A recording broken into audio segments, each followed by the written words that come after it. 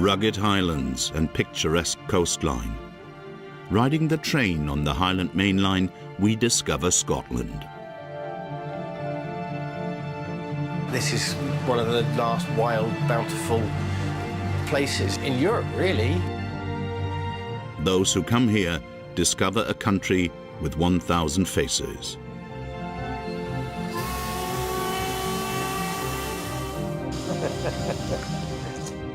It is characterized by myths and tradition. We explore the Scottish Highlands by train and meet the proud and unique people who live here. It's a secret. And I would have to kill you after.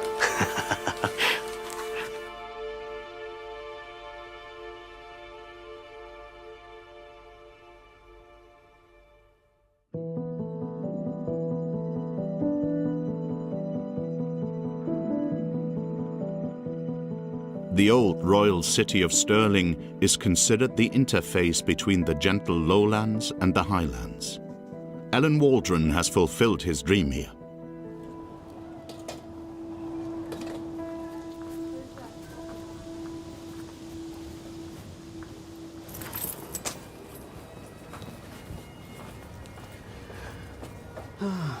He moved here from bustling Edinburgh in 2009. I decided to move to a town like Edinburgh with a castle. It was important for me to have something historical at the top of the hill. And when I came past the shop, I stopped, saw the empty shops, stopped to take the phone number of the estate agent, and when I went to start the car, the battery was dead, the car was flat, and it wouldn't start after that. So the car told me that this little shop was my destiny. What looks like a small carpentry business is much more. Alan builds bagpipes.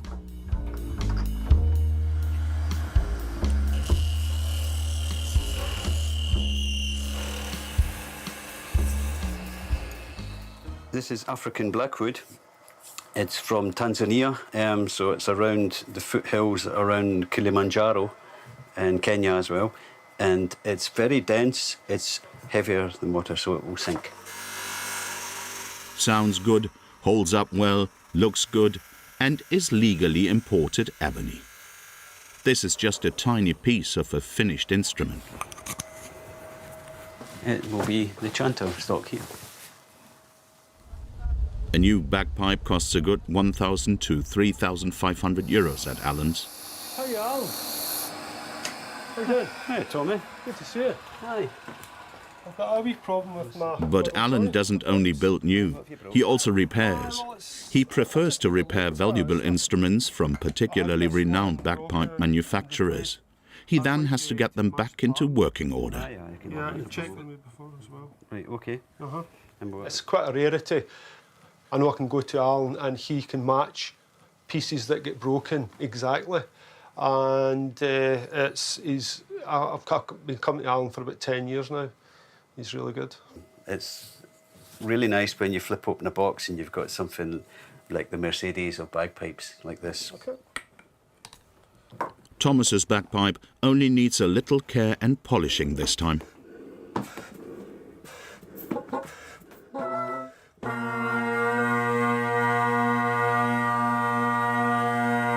It still sounds exactly as it should.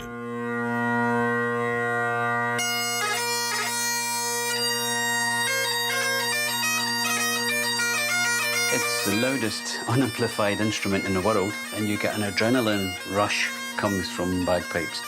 The drone that gives you a feeling like you've got a shudder goes up your spine. They're sounding great, yeah? Aye, we're going okay, yeah. I love to restore old bagpipes and bring them back to life and give them what was a pile of sticks in a box, and suddenly it's an instrument again that you've brought back to life. That's what I get my kick from.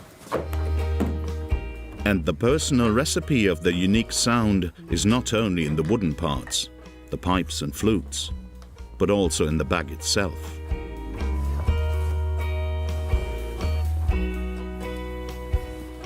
It's a particular thick-skinned and tolerant to low temperatures because this is a special breed of sheep, and I don't want anybody else to know, other bagpipe makers, to know the secret of where I get my bark tanned skins from. And that's why I can't tell you. It's a secret, and I would have to kill you after. We leave Stirling with its historic centre.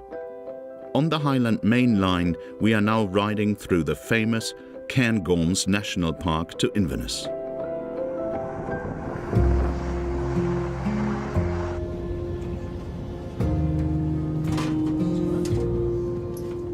Mountain hikers from all over the world take the train to get to the Highlands, but also genuine Scots.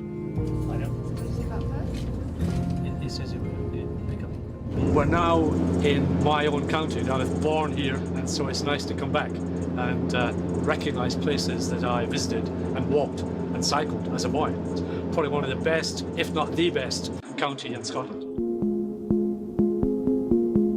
Cairngorms is twice the size of the Harz Mountains in Germany and the largest national park in the British Isles.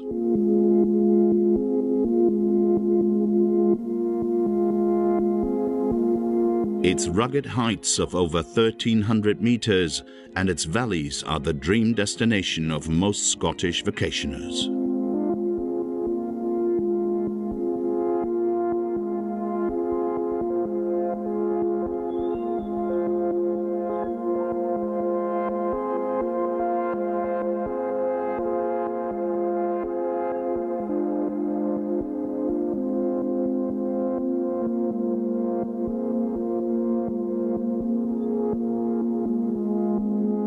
In the middle of Cairngorms is also the Royal Deeside, an area closely associated with the British royal family. Queen Victoria once discovered it for herself. Since then, the royals have spent their annual vacation here.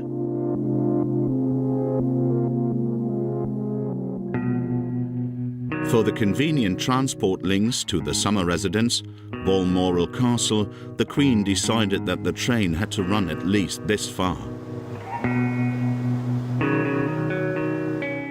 This railway was built 150 years ago to get the Victorian people from Aberdeen all the way out to Ballater, and this is what it would have looked like if it went to Braemar, but it stopped at Ballater, which is very, very sad.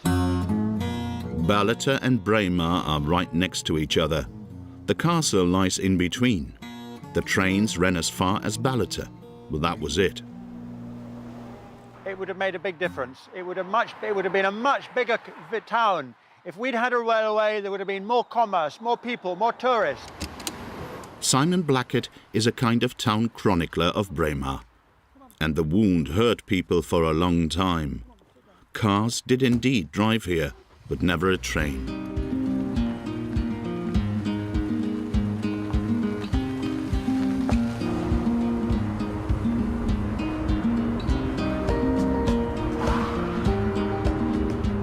His ancestors had put a lot of effort into it. The track bed for the 25-kilometre railroad line to Braemar has been ready for 150 years. So this is the old railway line, but there's never been a train, there's never been any tracks. They just built the track here. It's a sad story, but it's a bit of history. It's the train that never came. But the engineers back then were convinced it would come, and they kept on building.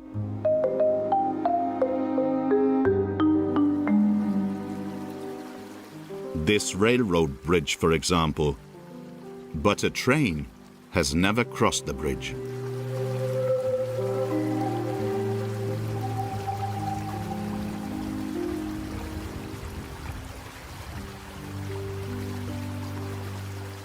I'm sure the bridge is very happy. It's in a beautiful spot. It's in it's lovely landscape.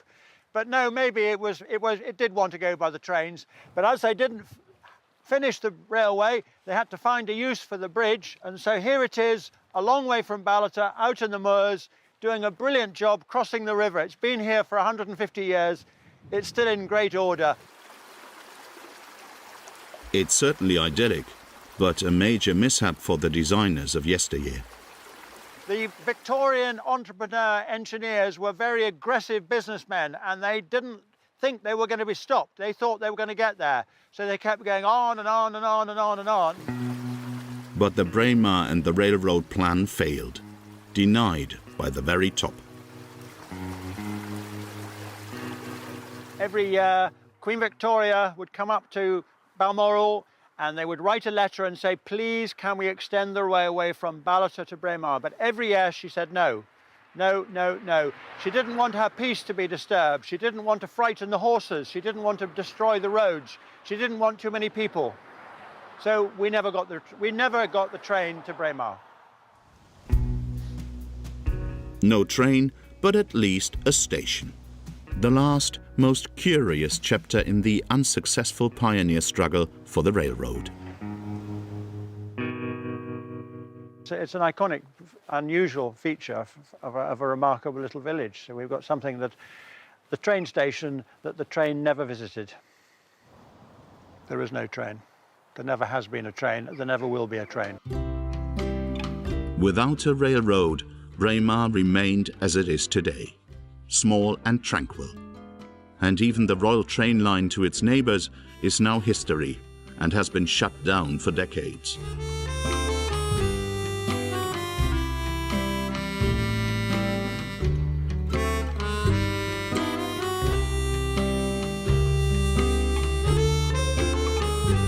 No matter where you are in Scotland, you're never further away from the sea than 64 kilometres. We take a detour to Sandown on the North Sea coast.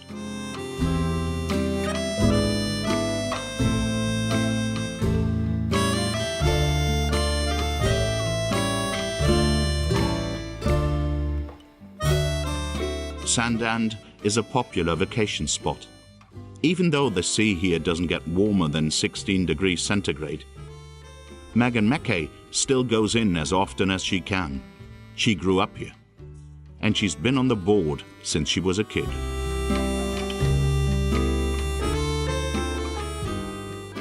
Megan is 21 and the first Scottish woman to win an international surfing competition.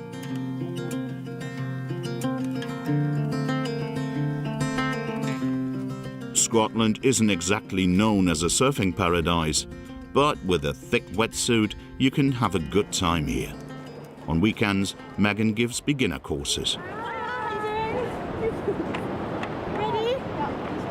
Yeah, ready to go. My ultimate favourite thing about teaching surfing is seeing people smiling when they catch a wave for the first time. I absolutely love it. And I love sharing my passion with the sea.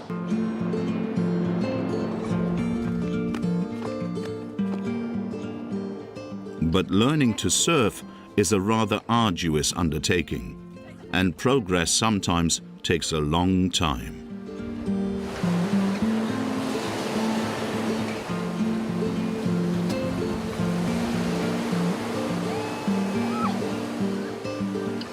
So a good surf instructor also teaches patience.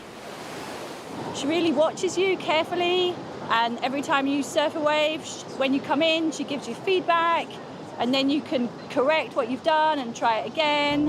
It's great.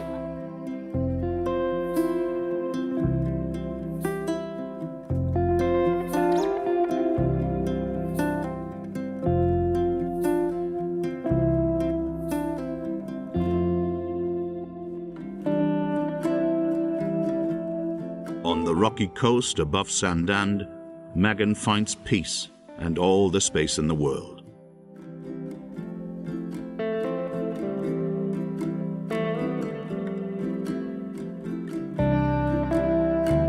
Well, I was born in this coast and we were always brought up outside.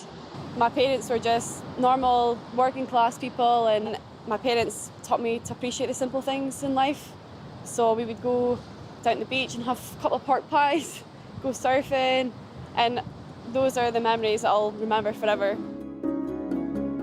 To make a living, Megan works as a geologist. But this is what she really loves.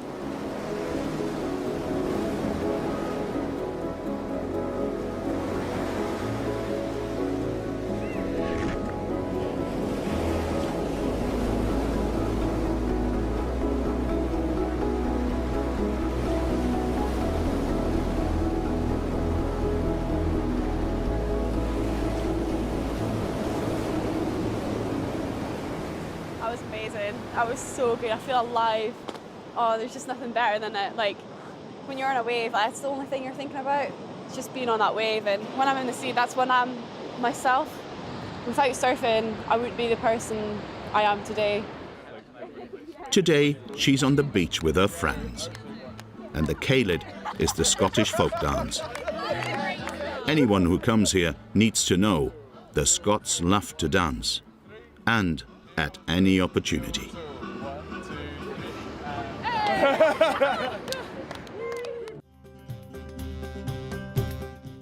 Back in the typical Scottish hill country, 2/3 of Scotland look like this.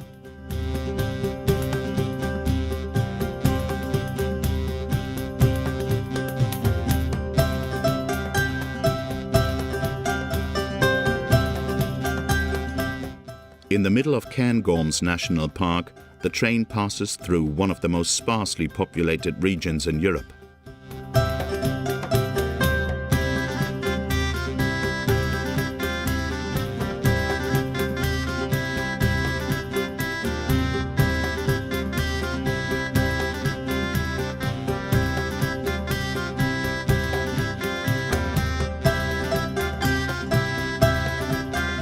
But for those who live here, the landscape alone is not enough.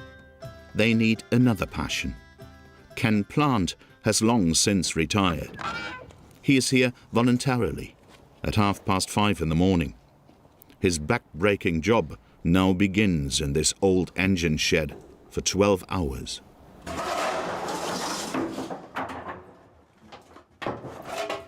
Fascinates me. Hard work, especially this time of the morning, but worth it at the end of the day, you know? Hot work though. Now we're using paraffin rags to start the fire. And now we are putting some wood on, start to light the fire. Ken is the stoker on the Strathspey steam train in Aviemore. The locomotive dates from 1952, and it took the Strathspey people 25 years to get it back in shape. It has been running again since 1999. Start work with white hair, go home with black hair, black face. Just a job of a fireman, you know. But it's a great, rewarding job. It's been on the footplate now for 8 years. You know, hopefully I aspire to become a driver one day, so I'm not too old. The dream of being an engine driver, John Drake has already fulfilled it. Ken and John are on the locomotive together today. Both are volunteers.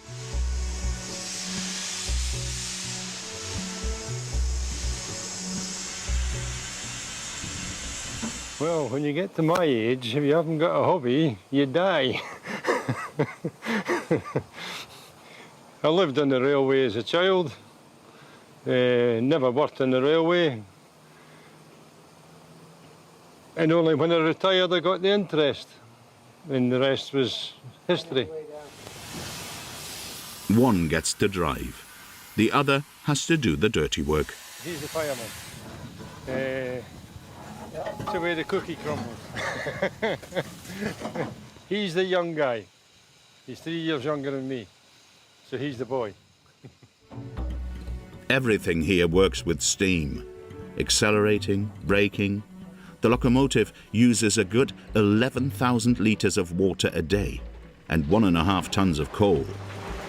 The problems we're having with this coal means that the fire's not performing as well as it would normally do, so we'll be having a good look around the fire and going through it with a big fire iron to make sure the air's getting through. You can't put an idiot on here because it's a bomb. In the wrong hands, this is a bomb. There could be devastation for a long area. I mean, when it goes bang, it makes a mess. The steam train runs 3 times a day between Aviemore and Broomhill and back again.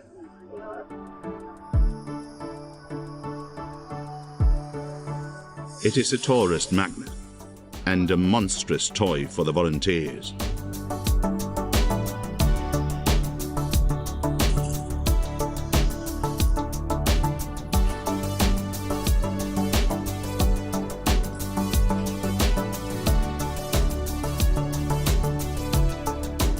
210 tons, powered only by steam. Ken has to work twice as hard because of the poor coal. And the train driver?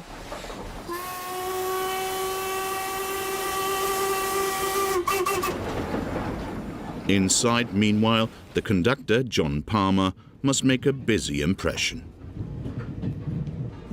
It's just the sound and the smell and the fact that a big tank of water is pulling along 210 tons.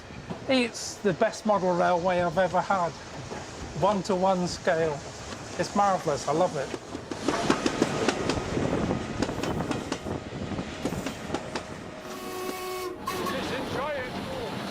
It's engineering at its best. Hard work but enjoyable. Very atmospheric, you know?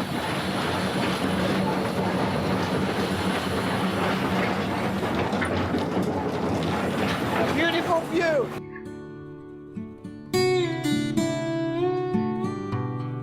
The Cairngorms Mountains and the lowlands around the River Spey.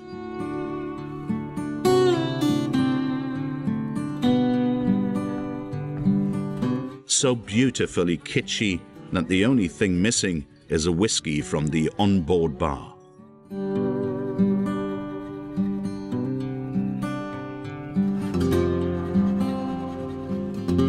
Meanwhile, conductor John Palmer has to keep his composure and counts the passengers.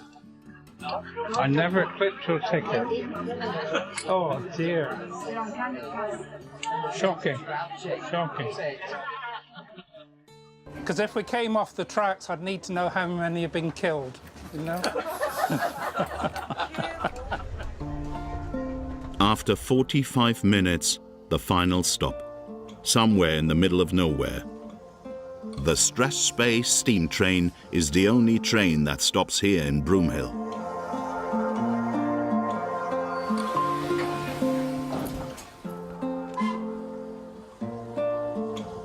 Nevertheless, conductor John meticulously notes the departure and arrival times. We put Germans to shame with our accuracy and efficiency. Better than a Volkswagen. At the front of the locomotive, the stove is now allowed to go out slowly. Stoker Ken and driver John are finally off duty. It's been a long day. Coal was problematical, but we've beaten it. He's getting better. The middle journey, Ken drove. Give him a break. He's getting old. He's got white hair. I'm older. I don't have white hair.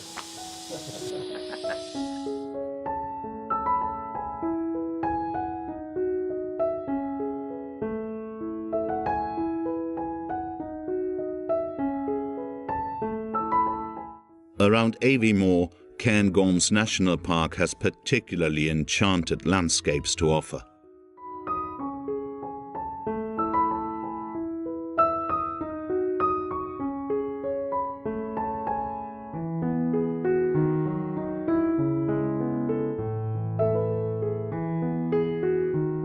Further west, in the extremely sparsely populated Strathnairn region, about 15 kilometers south of Inverness, surrounded by forest and at the very end of a road without a name, lies the small farm of the Rose family. The youngest, Donald, is asleep. For now.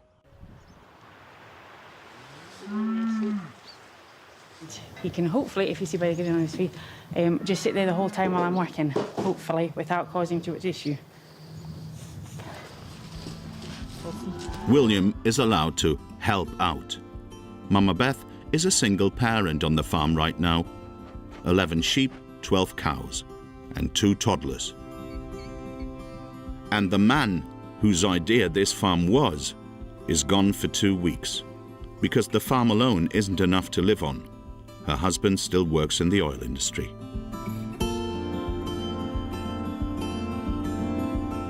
My husband always wanted to be either a farmer or a crofter. I had no background in it, so marrying him, and then you just learn as you go. But it's quite enjoyable when you can get your own food back. and you know where it's come from and what life it's had.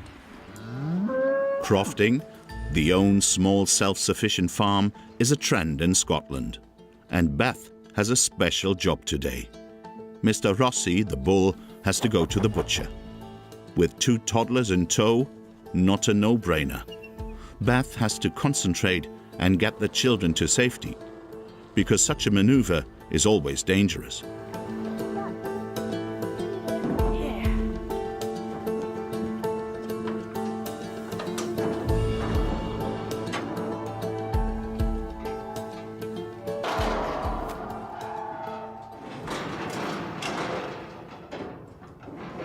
And hopefully go straight in, but I'm just afraid he's going to come round here.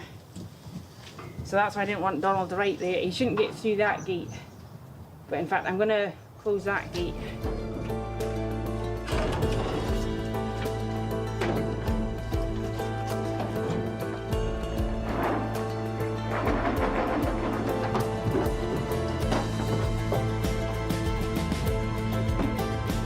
After almost 30 months here on the pasture, this is Mr. Rossi's last trip. For Beth, it's 6 days away. Then her husband Tim finally returns from the oil rig. It's just any little thing, it takes a lot longer. It takes a lot more planning for it. And you do feel tired at the end of the day. Quite a lot of times that you're just counting down the days till he comes home. So it makes it a lot easier when he is there. Ben can pick up Mr. Rossi in 3 weeks again, in meat portions.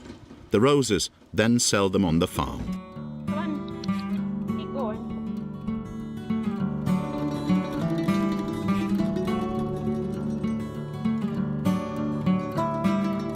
A week later, Tim comes back.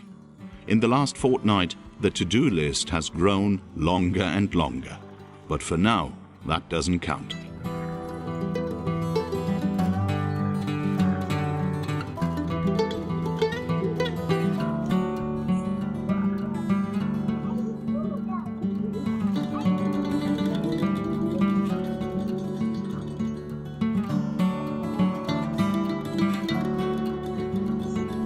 When Tim is home, he takes care of the children all the more and tries to make up for lost time.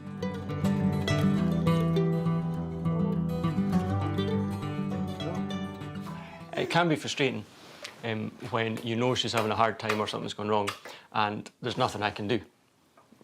You just hear about it and feel a bit helpless that Beth has to struggle through with whatever it is. Yeah, and particularly I think on crofts, for hundreds of years it's been normal.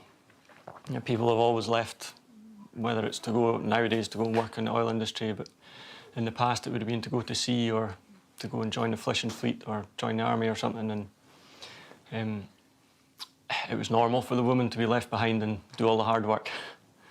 And this is just, I guess, how it is and what we've got to do.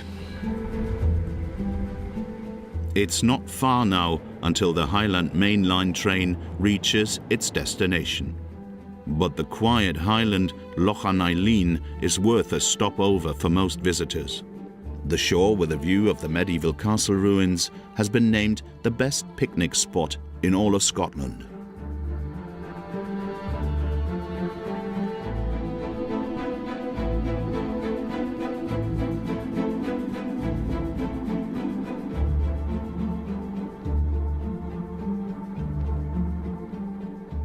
The loch is located in the expansive Spey Valley, which is also known for its whisky distilleries.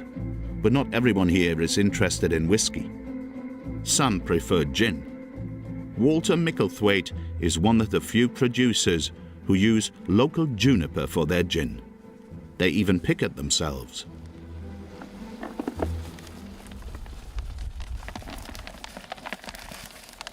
There's a good harvest this year, and I think because there's been a hot spell in the summer, it's brought these on, and I think if it's on a hillside with plenty of sunshine, then they'll ripen better. So this is one of my favourite places for picking them. Harvesting is arduous. The bushes bear thorns, and the berries have to be hand-picked. A juniper berry is actually a cone, and you get 3 years' worth growing on the bush at any one time. So these small green ones here are first year, and then the larger green ones are a year, have been on the plant for a year, but they're not ripe yet. And then it's these blue ones, which are coming ripe this year, and they're the ones you want to get. And there's lots on this bush, which is brilliant. Juniper grows wild here, an almost endless supply for any amount of gin.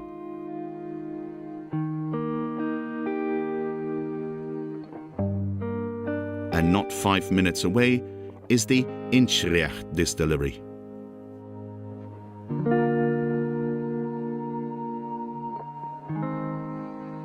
What looks like a movie set is Walter's home. 5 years ago, it was a chicken coop. Now, it's his little herb kitchen.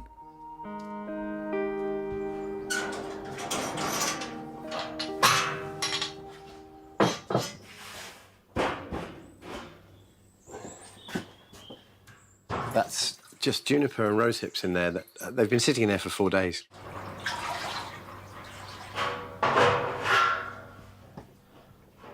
The last ingredient is this Douglas fir, which comes from the forest over there, and it tastes beautifully of oranges or tangerines. And the foresters use it to make cups of tea, so they put me onto it, and I can't not use it now. It's such a good ingredient.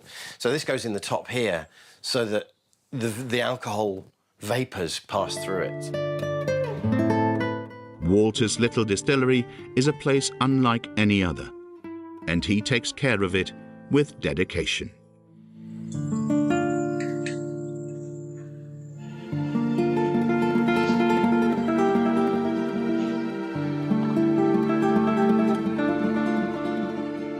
It's really important to me to be using things that grow around here. I think this gin is almost a tribute to this environment that we live in, and the fact that this is one of the last wild, bountiful places in Europe, really. And I love it here, and that's where this comes from.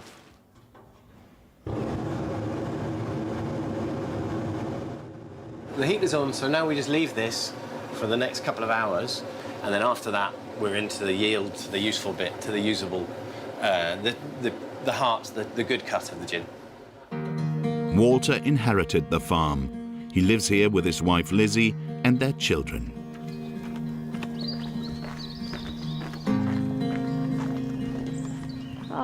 The twins, another 3-year-old daughter, and a husband who distills schnapps.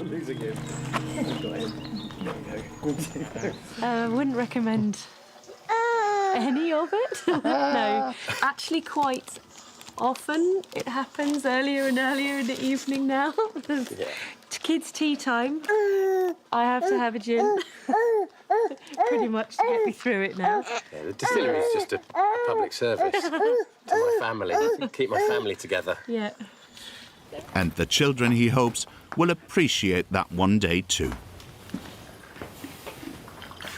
We've got quite a long time until my kids are old enough to either be of any use or be allowed to drink any gin, because they're only 1 and 3, so we've got a bit of time. They'll have to do a good solid decade of juniper berry picking before they're allowed their first gin and tonic. In the early days, Walter had no way to bottle his own gin here. Then he built a second shed.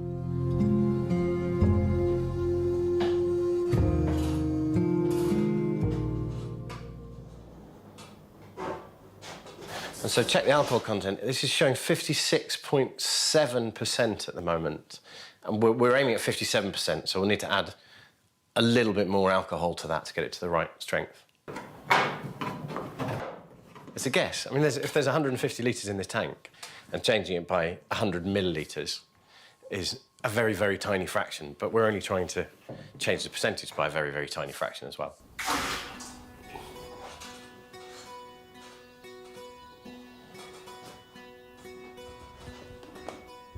57.01. It's absolutely spot on. So that's perfect. It swings slightly now between 56.98 and 57.0. so it's perfect. 57%. That's Walter's tart Navy strength variety. In total, he distills an average of around 750 bottles of gin a month. It would have to be at least 1,000 for the whole effort to really pay off in the long run.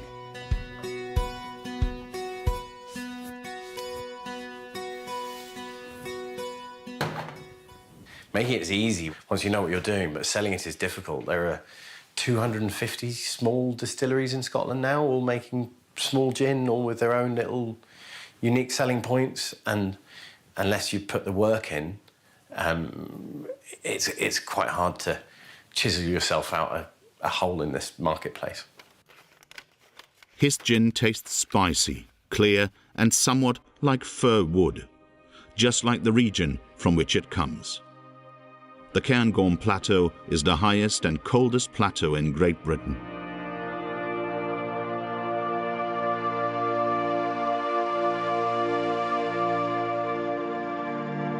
The solitude up here is not natural. The population was driven out of the Highlands in the 19th century. Entire villages were dissolved because it was more profitable for the lords of the manor to breed sheep on a large scale than to lease the land to farmers. Today, there are 10 sheep for every Scotsman.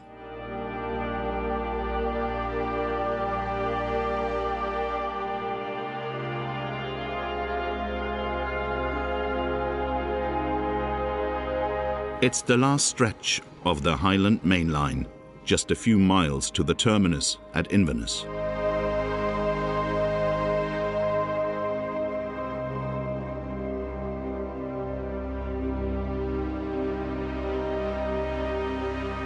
The region up here is considered the heart of the Highlands.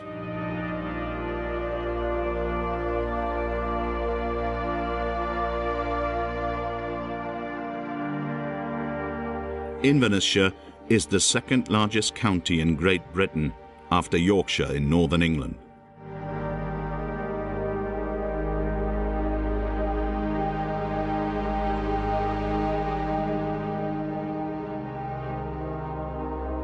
And it's up to the Highland Main line once again. The Culloden Viaduct, 39 metres high, 550 metres long. No viaduct in Scotland is longer.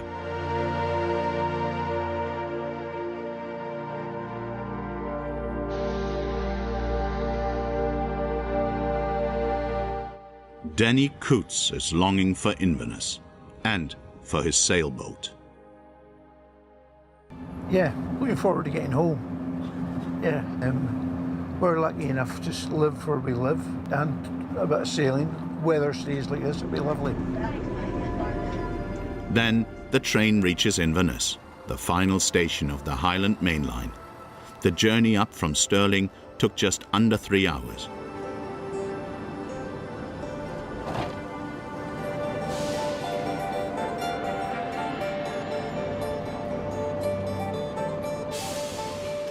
Inverness is Victorian through and through and lies on the banks of the River Ness. Inverness is also one of the fastest growing cities in Europe.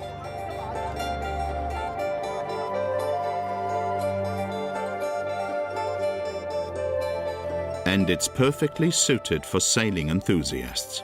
From here you can sail directly into the North Sea and through the Caledonian Canal to the Atlantic. Denny and his wife Megan also take the canal, but only a few miles out today, to Loch Ness. This is tricky because Megan tends to get seasick.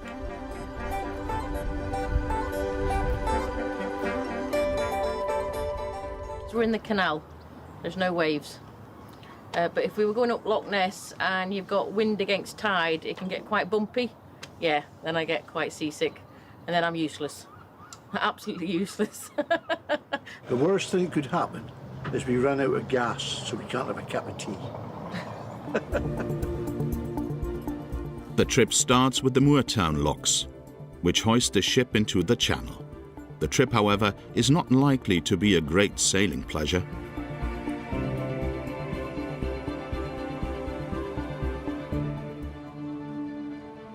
The breeze is dying, eh? Aye, there's not a lot in it. No. Hopefully it'll come back a wee bit. Getting ready for a cup of tea. Dying for a cup of tea. Cali cruisers, yeah, restrictions with the bridge, with the heat. Megan and Danny steer leisurely toward Loch Ness, a cup of tea in disturbing weather. Bright blue sky, dry and frighteningly windless. If you want to, I think. What you can look forward to when you get into Loch Ness is the scenery and just getting the boat going, the sails up and the engine off. You sit on the deck and just take in the peace and quiet that the Highlands has to offer. It's beautiful. And then, indeed, the miracle happens.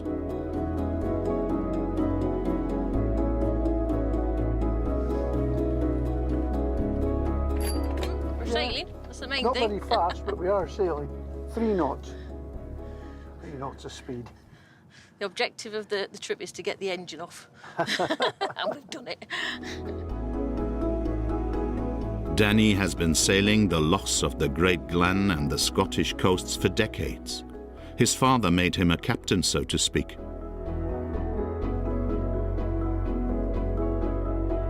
As ever I was a kid, I used to go out with him on the boats and always loved it. I've been sailing, I bought my first boat when I was 17, so it's a few years ago now. The old sea dog.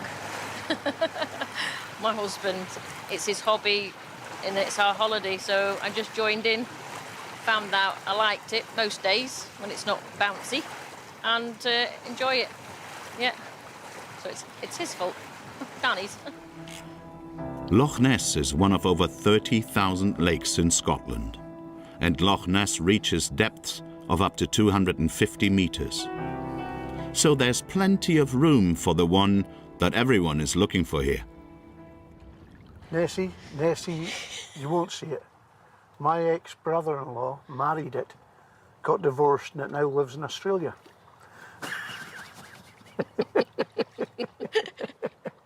That's going to cause me some trouble, that.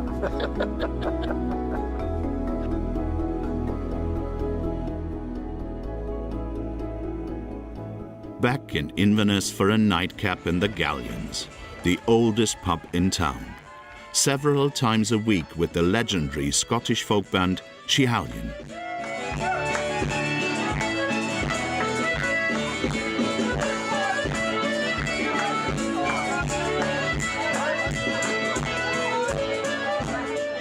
The Galleons is also Danny's favourite pub. This is brilliant on a Saturday night. It's or Saturday afternoon. Just great crack. The band are fantastic. I think we're very lucky to live in this bit of Scotland because Inverness is a nice place, a beautiful place.